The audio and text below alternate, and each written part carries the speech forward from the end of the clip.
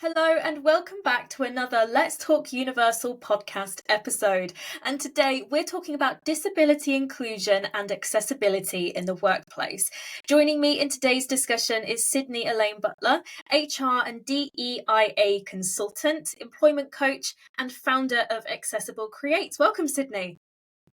Thank you so much for having me, Erica. I feel like it's been a long time coming. We've been talking about it and then went away and then here we are. I know. I'm really glad that we've managed to do this because also, on the podcast so far, we've not necessarily spoken too much about disability inclusion. We've spoken about neurodiversity, which is in a lot of cases considered part of the disability umbrella, but we've not had a chance to talk about accessibility, which is, I think, really important, and I'm sure you're going to tell us why as we get into this. But do you want to start with telling us about who you are and what it is that you do? Yes, so again, I'm Sydney Elaine Butler. I'm the founder of Accessible Creates, which still feels so surreal to say because it's going to be 3 years in August since I launched my company. Wow. But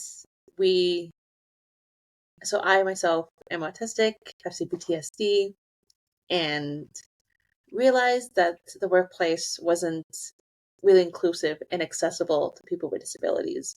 And I studied human resources at school, worked in human resources for a little bit, and going to school was also helping kids, teens, and adults with disabilities, and while becoming more disabled myself, and realized that HR needs to be more accessible. And so I decided to become a founder of a company to do the work I really, really want to do and to make that impact. And so from being a consultant in HR and DEIA, which stands for diversity, equity, inclusion, and accessibility, because unfortunately, just looking at DEI, it doesn't include accessibility. And so looking at policies and procedures, doing trainings, now also doing coaching as well, because of understanding that's all connected and how can you actually coach employees that are disabled and neurodivergent because they're in your workplace. A lot of times people don't think they are or think, oh, we need to recruit more, but it's like, okay, how do you actually retain those in your workplace? And so most of my solutions in the work I do is around actually retaining disabled talent that exists in your workplace, because I'm also a co-lead of a Toronto Disability Pride March in my local area, where we take to the streets and literally fight for disability rights. And so understanding those gaps and having equal and equitable practices. Great stuff. I mean, there's so much there that we could unpack. But let's kind of get to disability inclusion and accessibility. How do you think they're perceived in the workplace? I'm guessing there's a difference kind of between the two. I think in my brain they're kind of similar, but I think kind of accessibility is a buzzword right now, and people want to be more accessible, and they think of web design accessibility, like making sure your website's compliant, making sure that these things are up to snuff, when not understanding that disability inclusion is a part everyone has to play in the organization, from your managers to your coworkers to human resources. It's really, what does that inclusion piece look like, in including someone and meeting someone where they're at and supporting that person on a personal level and not just looking at the technology. And so I think accessibility is more like the technology and the systems in place, and the disability inclusion is that human behavior. I really like that, human behavior. And so why do you think it is that organizations should be doing something about this if they're not already? I think because with disability, it intersects all different people and it can impact anyone at any time. Anyone can be impacted by disability at any time. It crosses all the other intersections. I think companies are like so siloed with D&I work. It's like, okay, let's talk about racism, let's talk about sexism, let's talk about LGBT issues. And so really siloing these things, but disability intersects all those identities, and not really understanding that if people want to work, they should be able to work and be able to be paid fairly and to be able to be supported. It's okay that we need a little bit more support and accommodation and understanding, and that's okay. As human beings, we need different levels of support every day. And so I think sometimes companies really get in their heads that they don't want to do something wrong, and don't want to make those mistakes, but you're making the biggest mistake by not even trying. Yeah, I think what really kind of stood out for me there was, yes, the anxiety of, acknowledging that there is anxiety around that. Um, but also around the fact that actually, you know, disability Hmm. is also incredibly diverse in the range of Yes. different things that might, be considered a disability, Hmm. including things like neurodiversity. So there's acknowledging that as well. And as you said, that there is already most likely disability within an organization. And also the fact that for their current existing employees, disability might happen overnight. Something might happen Hmm. that means that they require those additional, support mechanisms within the workplace. So all of that rings really true. When it comes to taking steps towards accessibility Hmm. in an organization, um, what's the first thing that they should really do or consider on that journey? I think a lot of times really understanding where the gaps are. And I think a lot of companies are like, oh, well, we need to recruit more people with disabilities. We don't have anyone in our organization that currently has a disability. Oh, we need to be, or to be a better organization, we need to recruit people with disabilities. But 25% of people with disabilities in organizations and in the workplace don't disclose they have a disability. And so we're in the workplace, in the understanding that, okay, where are the gaps? How do people feel about your culture? How do you talk about disability? How do you have these complex conversations? How do you have that culture where someone can actually have a conversation if they're having difficulty and feel like they can actually bring it to your attention? Do you provide accommodations? It's required by laws across the whole world. And there's different laws about it. But are you actually implementing it? Are you just doing the barest of minimums to actually accommodate people and support them in the organization? Are you creating these safe environments where people feel like they can actually disclose? What is the management culture like? Really understanding where those gaps are. Because I think a lot of times people think, oh, we just have a general disability inclusion training, and it kind of goes hit or miss because you just want to check that box by doing that training and not really understanding that, oh, we're going to have disability inclusion training to help managers know how to better support new candidates that are successful into the jobs. But what are you doing for your existing employees that already have disabilities or that or become disabled overnight or, have gradual disabilities or even have temporary disabilities? What does that look like? And so really evaluating your culture and seeing and being understanding where you are now and kind of where you go and mapping out that plan. Yeah, and I suppose, we've spoken about the places that people tend to think of first, like WCAG Hmm. or website Yeah. compliance for accessibility. But also there's kind of the physical space of a workplace as well Hmm. that people kind of jump to as, oh, but we have wheelchair access. And it's like, Hmm. well, okay, fair Hmm. enough. That's fine. Um, but what would your, we're talking about the Hmm. culture then of a Yes. business. How would you suggest organizations kind of cultivate a culture of inclusion in their workplace? Yeah, I think really understanding that I think there's this misconception that when people speak up or people complain that there's something wrong, that means that you're not a good organization. But I think if people do feel comfortable enough that they can voice their concerns and voice like, hey, I didn't like talk about the working conditions, and you're willing to actually have that conversation with them, and they're willing to actually speak up, that means you're on the right track. And so having more people speak up about what they feel about the inclusion of the culture, if they have any issues, they feel like they're heard and they're seen in the organization. And I think a lot of times, I remember there was a manager I worked with, and people were talking about, oh, I don't like, that circumstance at work. And the manager took that very personally.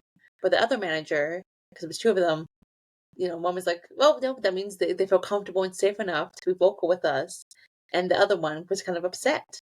And it's like, well, Mm. why are you upset? Like, people just want to work. Someone brings a whole self to work.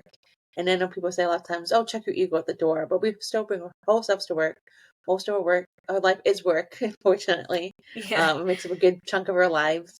And so we want to be able to do the best we can and to have the best conditions we possibly could and to Yeah, we're there to do a job, but it should still be enjoyable a little bit. Yeah, I take all of that. I think it's I'm really interested actually by that story that you told, Hmm. about this leader feeling like it's potentially like almost a Hmm. personal attack, but actually, it's, I say personal attack, you know what I Yeah. mean? Like it Yes. feels like they took it very personally, when actually it's just about, as the other leader said, it's they just feel that they can, express their feelings and they should be able to do that.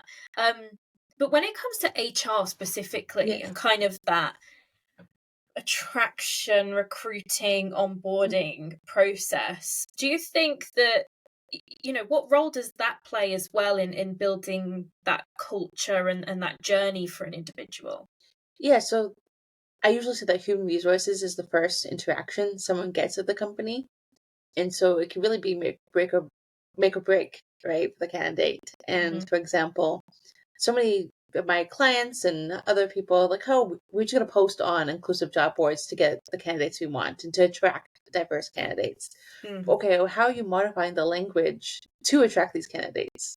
Are you using that plain language? Are you removing the company jargon? Are you doing what you need to do to better attract your candidates? Are you, and there's accommodation statements, and a lot of times that's at the end of the posting. And it should really be at the top. It's like, oh, it's showing. It's like some companies don't even have an accommodation statement. It's like, at least we have it, and it's at the bottom. But Mm. how many people actually go to the bottom? When it's at the bottom, it seems like an afterthought. Have it at the beginning.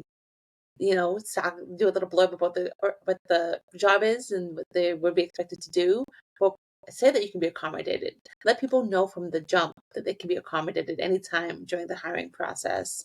And really looking at the onboarding process in itself is it's really right now matching, and even the interview process and the hiring process. It's all, how can the potential candidate be a good fit for the organization? But how is the organization going to be a good fit for that potential employee? What does that really look like? And so being transparent in the interview process as well, because in the interview process, traditionally it's seen as, again, the company interviewing that potential candidate to get that job. But how is the candidate feeling safe enough and being able to interview the company as well and see if is it a good fit for them and what they want and what their needs are, what they want from an organization. And so and same with onboarding. Sometimes people are onboarded and the company's just like, oh, this is all the information you need to know to be successful in our organization. But how, from their perspective of being, but it's like, how is the organization setting them up, the new employee up for success? How is understanding, okay, what training's needed, what tools do you need? Do you need constant check-ins for the first little bit? Do you need daily check-ins? Do you need weekly check-ins? What does that look like? How can you better support that employee? Having that supervisor, that manager know how to better work with that employee and know that leadership style and know that learning style and know how, for example, do you prefer communication via email? Do you use, like, for example, if teams use Slack, do you use instant messaging? What is going to make you the most effective at your job? And it should be a two-way street. And currently, it's not. So, Yeah, and I feel that, you can let me know what you think to this, but I think that by the sounds of it, even just by having a culture of inclusion, an mhm, onboarding process that is, accessible and all of these great things, and also, when someone is onboarded, that there is a two-way line of mhm, communication as to, how can we, set you up for success, that actually that journey would be beneficial to any mhm, employee. exactly. All right. I think when you do accessibility and you do disability inclusion, I think people, because with other DM, again, like I said, it's so siloed, but they don't understand that it benefits everyone when you're more inclusive and you're more accessible and you do things a little slowly, you do them more intentionally. Mm. Yeah. No, that's sort of where my head is at with Yeah. that one. And so when it comes to kind of training and Hmm. awareness within the organization, what role does that play for accessibility? We've kind of mentioned it, but what role does it play for accessibility and disability inclusion?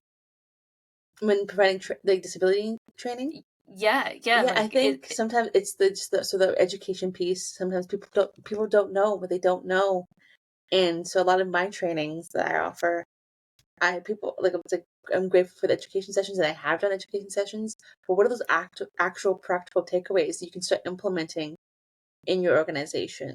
What does it Mhm. look like? And so, for one of my trainings, that I've created a roadmap for them. Like, you're here. This is where you ideally want to go, and really breaking it down to the smaller steps.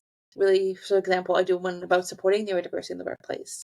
And there's so many people doing neurodiversity 101, which is so important. But I do supporting neurodiversity in the workplace. So if you're the individual, you know how you can ask for support. You know what you need. But I just reassure you, yes, you can ask for these things if you need that support. If you have a disability or you're neurodivergent, or, and then, okay, if you're the management, how do you interact? How do you best support this individual? What does your position look like to help this person be most successful at their job? Oh, you're the coworker? Okay, what does that look like? Oh, your human resources? What does that look like? And really breaking it down to the small, manageable steps that you can do every day, and really start looking at people as people, and that people are going to be different every day. And when you start realizing how to support people with diverse needs and different requirements, what support do you need as an individual? Because we all need support sometimes, and that's okay. Yeah, and I guess as well in that the role of a line manager as Mm-hmm. well, it's important that they've had that training and awareness as well, because they have such a strong impact on someone's Mm-hmm. experience. I know we've heard quite a few stories about the impact of line management. Um, so I can see, that as being Mm-hmm. one of those key areas. But when we talk a little bit more about the technology Mm-hmm. side of accessibility, because obviously part of part Yeah. of onboarding is here's your technology Mm-hmm. and all of that stuff. um how can companies ensure that their technology is accessible to everyone? I think I know there's some programs and some softwares and some computers that you can set up accessible features, and set up that and make sure that, as the people that, like, the IT team is aware of these accessibility features, and be able to communicate that to employees that might need it. It's like, for example, my mouse now on my computer is like 3 times bigger because I like it bigger so I don't lose it, because before I would lose it, right? And so imagine someone that has a visual impairment or has all these different things that increase size and make it easier for them. And so being aware of the accessibility features and designs that exist in these platforms and in these technologies, and be able to be willing to help that person or set up IT time and have them knowledgeable, and to be able Hmm. to get on a call, or help someone accordingly, and help them set up that technology and make most use of the technology they're using. Yeah, does it come into policy or procedure at all as well? I think it comes under a bit because the use of technology at work. What does that look like? Like, if you have systems, if, like, for example, when people are working remotely, what does that look like for distributing that laptops? And, okay, what support do you get? What Hmm. does the accessibility features look like? If you need anything, having that clearly laid out. And I think a lot of times policies are often overlooked. Sometimes they're written, and they're written so well, but they're not really implemented. And so that's more of a procedure. But even the policy is supposed to be a guideline of what you're doing at your organization and how to guide. And so I think really having that in the policy, but also how is that conveyed, and how can people have access to the policies and know what's Hmm. expected of them. And so being really clear, or sometimes in the policies, it's kind of ambiguous what's being said. So again, looking at your policies, auditing your policies, to making sure that the ambiguous language and the language is not fully accessible is modified. And I guess my question is, so how important is it to involve employees in the kind of design and implementation of kind of the support that they require and receive? Yeah, I think I remember someone's like, "Oh, I accommodated an autistic employee. I know how to do it. Been there, done that." And we're all unique. No two people are the same. And so you might have some good insights from accommodating the other autistic employee, but this employee could be very different. One employee could be more vocal and more expressive, and even just like women to men that have autism are two very different experiences. And so just being mindful, it's like, okay, I have these insights. This is why I accommodated another employee. Can we see if this works for you? And I think sometimes on the flip side, some companies put all the ownership on asking for that accommodation on that employee. But sometimes this might be a complete new position for them or new working environment that they haven't worked in before. And so it's like they don't know what they need to be accommodated. And so really working with them. It's like, oh, I see that, you're struggling. Could you need any support? And then, no, I'm trying to figure out myself a couple more times and then, come to you. Or yes, I need support, but I don't know exactly how. Can we try X, Y, and Z? Can we try all these different things? And just being patient with yourself and with that employee. Because I think a lot of times people are like, oh, we should be doing it now, we should be good. But sometimes things take time and that's okay.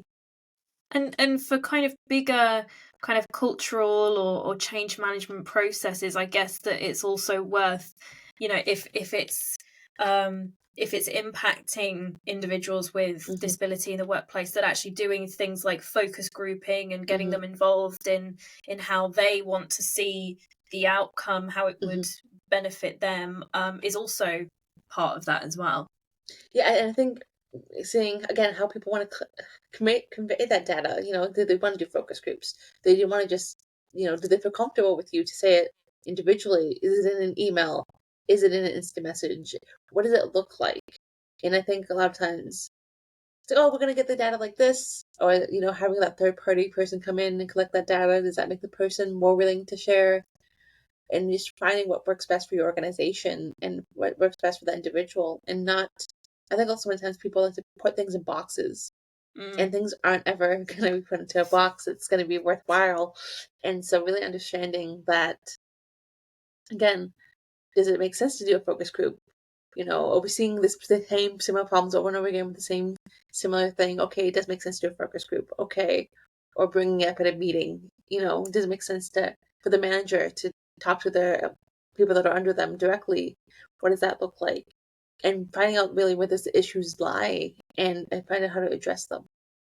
And what do you think is holding organisations back from progress majoritively? Again, I think it's that fear that really holds them back, because, again, the fear of the unknown, the fear of not. I think because, the cancel culture, right? And so I think, like, I don't want to be canceled. I don't want to, or they don't want to get in trouble. And so again, they don't want to make those mistakes. And I think just being transparent, hey, I'm human. I'm going to make mistakes. I'm learning with you. And coming from that place of being genuine and wanting to do better, right? And so just being transparent and open with your employees instead of being like, oh, I'm the manager, I know everything. Because we know you don't know everything. You know your job well, and and a lot of managers don't even know how to manage, which is a huge problem. And so being like, hey, was Sam promoted because he was good at his job or because he's actually good with people? And those are two very different things. And so just being honest and transparent about your skills, your comfortability, and your progress. Because no one expects everyone to be perfect right away. Things take time. And really understanding that as long as you're coming from a place of being genuine, it's okay, and sometimes the intent versus impact, I think, is a huge thing that managers and employers are scared of when it comes to this, because they're like, I could say something and not mean it that way, but that's the impact it left on the person. Yeah. And so just being like, I didn't mean, it's like, I understand that it upset you or hurt your feelings or you got angry at me when I said that. That wasn't my intention, but I understand the impact it did have on you. Can we work together? Can we talk about it? Can we, that's not what I meant when I said that. And I think a lot of times people are so scared, again, to make those mistakes and to make someone feel bad. And so just really understanding that you're not going to be perfect all the time, and that's okay. Yeah, and I think it goes back to the human piece, doesn't it? Is that the people in your organisation are humans, each with their own individual kind of hold-ups and barriers, but also for yourself as a line manager, as an HR leader, as a people manager, there you also have to, deal with your own kind of set of challenges as well. And if that there is a fear of kind of saying the wrong thing, doing the wrong thing, then just as you say, that genuine approach and that openness is it makes a huge impact on the people around you. Are there any best practices for organizations on kind of that if they don't already do it would have the biggest impact on their disability inclusion and accessibility initiatives, perhaps specifically around HR? What kind of things would be considered best practice? Yeah, I think best practices include really listening to your employees. Sounds so simple, but really, I think, because now we know that there's so many disability people talking about disability inclusion and talking about that at work.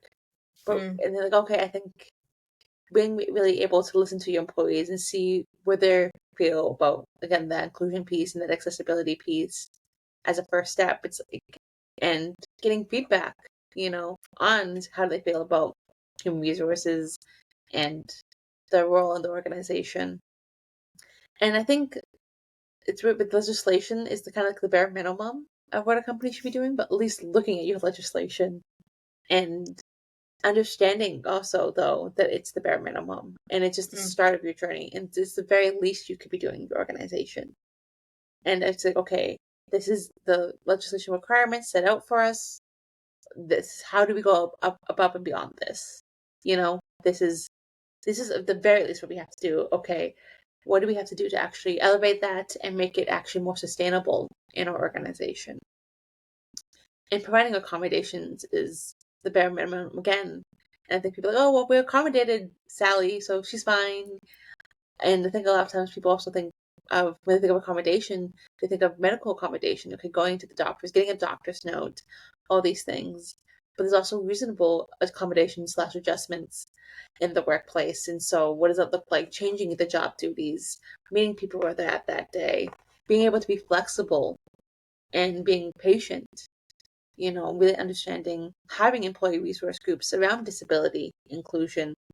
And I've been brought into organizations through disability ERG groups that they're like, oh, we want Sydney to come speak. But sometimes a lot of these ERG groups also, they're mostly parents with kids with disabilities. And I think having the best practice of at least 50% should actually identify as having a disability. And I remember I said that in an organization, they're like, oh, we don't have that many in our organization. So that's where we need to have the parents, really drive this. And we care so much about our kids and we love our kids so much. And I was like, that's great, but I'm sure you do have people with disabilities in your organization. And so then they did, say, hey, we're trying to expand to have more people with disabilities and have their perspective in the organization. And then so many people came forward and they were like, oh, we were so surprised. I'm like, I'm not. Yeah. But really understanding that maybe have a parent with disabilities ERG group and have a specific ERG group for employees that actually have those disabilities or that are neurodivergent. And then have them, come together and do things. And I think because that representation is so important. And I think just really being able to understand that in human resources and looking at, okay, what is the language and how are we speaking about disability? How do our policies and procedures look? Are you auditing your policies and procedures annually? I think is a best practice as well, because things change so fast, Erica.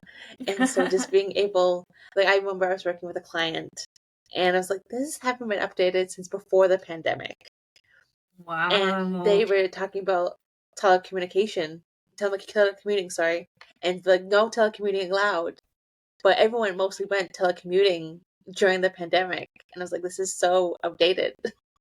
and especially and if you have an accommodation, you have to get like 5 doctor's notes to if you need to work from home. And it's just like, this is a different world we're living in. Things, again, change so fast. You have to be current. You have to be up to date. You have to be able to modify things and use plain language and really understand the impact that your words have. Yeah. And it's that flexibility as well. I think flexibility, communication are some of like the trending kind of outcomes for me from this conversation that I've been having with you. Are there any resources? We're speaking a lot about kind of HR and DEI leaders, but are there any resources that you might be able to point them in the direction of to kind of help them start that journey? I feel like there's just so many resources. That I can't pinpoint a couple. But I think really understanding that, like, I know in America there's like the JAN, which is like the accommodation network that helps understand how to provide accommodations. And there's all these other good resources globally. But I think really understanding and being specific about where you want to go and what impact you want to make. Yeah. And as you say, there's so many resources out there that actually, thinking about it, just start with the statutes and the legislation. Just starting there is a great place to kind of brush up on what the bare minimum is, requirement wise. And I also, just to kind of go back as well, I find it really interesting what you were saying about making sure that the resources, the handbooks and the policies and things are in plain written language. But also perhaps it's worth considering, we've spoken a lot to the International Institute of Information Design about how the way information is displayed, either on a web page or on a document, can allow people to access the knowledge easier and quicker. Why does it have to be in huge, long paragraphs on plain pieces of paper where, it's boring or messy, or, it's just the message doesn't get communicated quite as effectively as it could do in another way.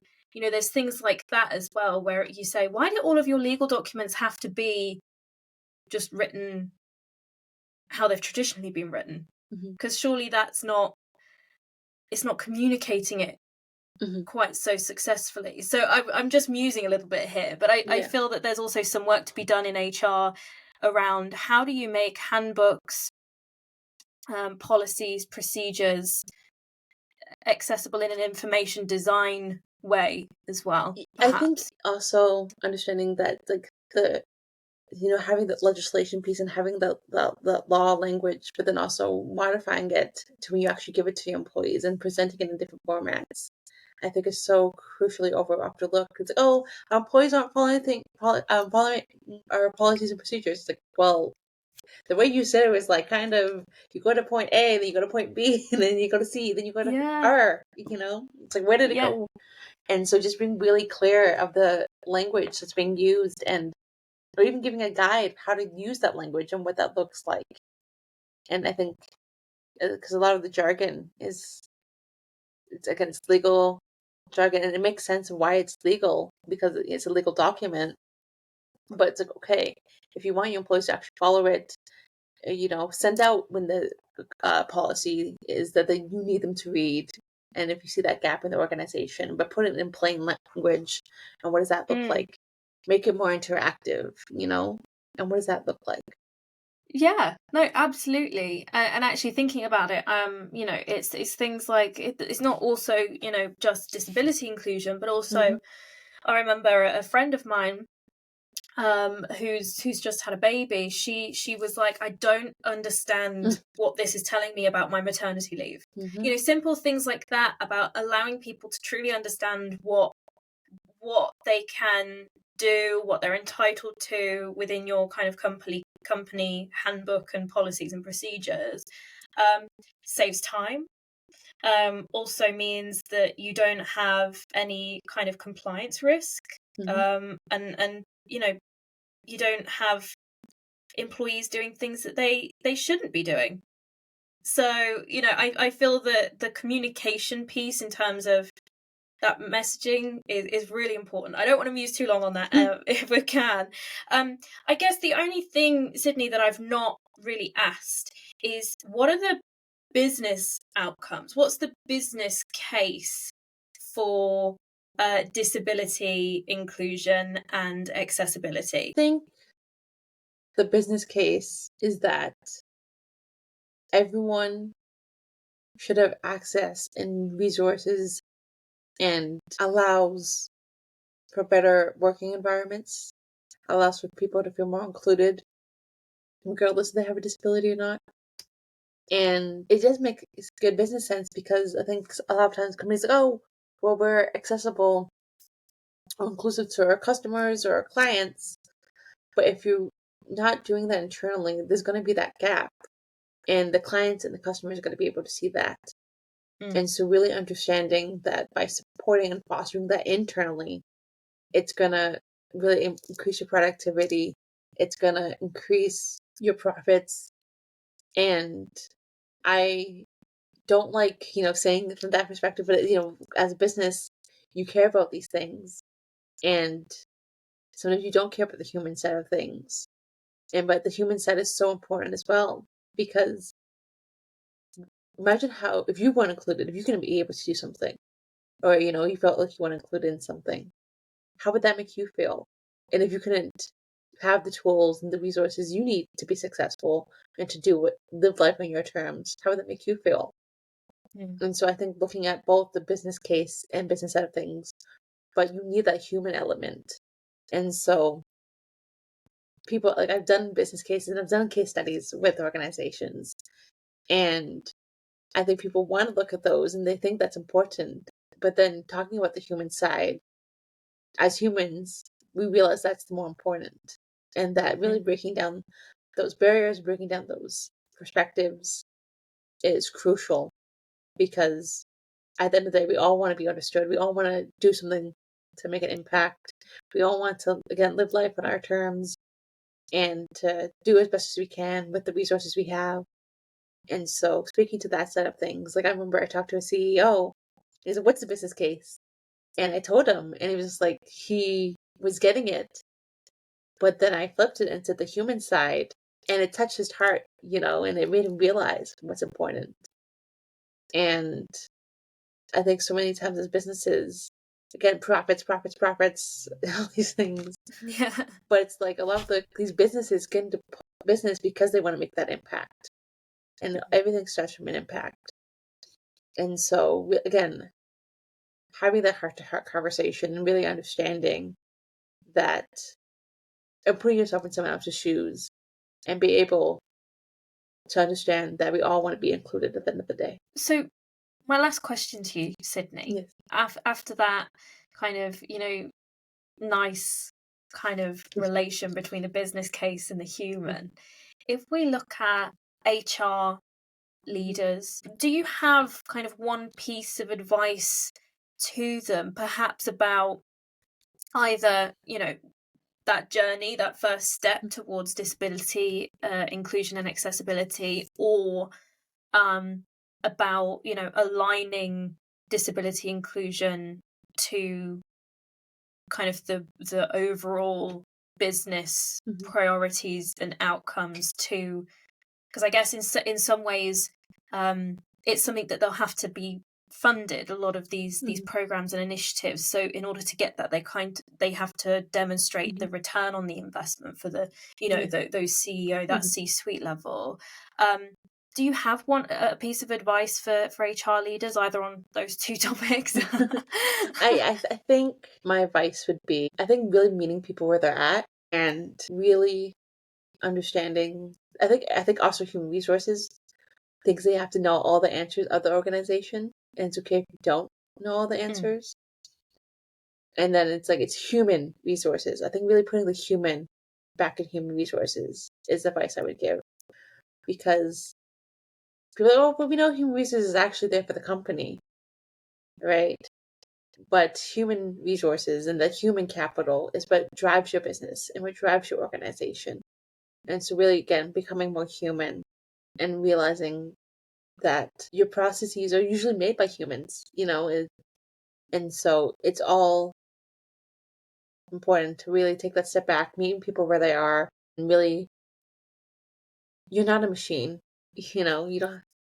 And so, really, again, being that human in human resources.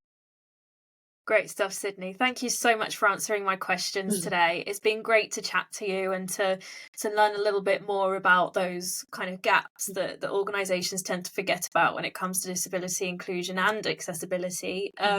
So we will provide our guests, or our listeners, I should say, with links to your website and any other links that you've provided us with on the podcast webpage, and also in the podcast description.